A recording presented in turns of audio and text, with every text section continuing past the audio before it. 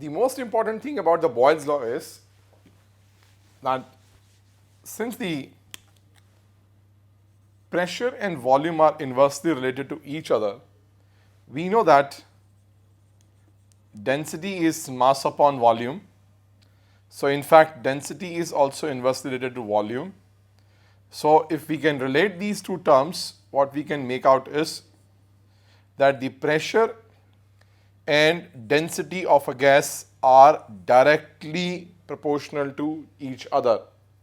So at a high pressure, the gas will be having a higher density, and at a lower pressure, the density of the gas will be low. So they are directly proportional.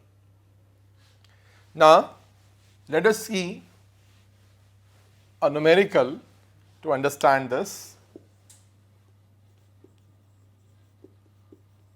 Find the volume of a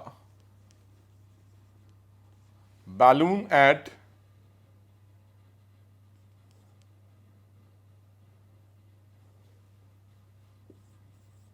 600,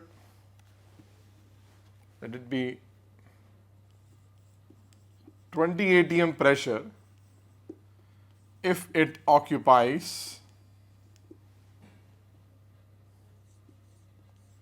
50 liters of volume at 4 atm.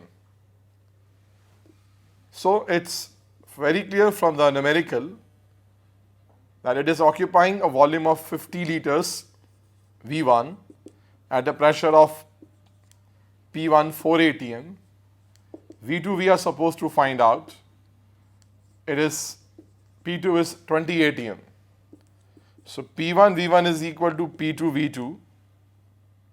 So it's 4 into 5, 50 is equal to 20 into V2. So V2 will be 200 upon 20.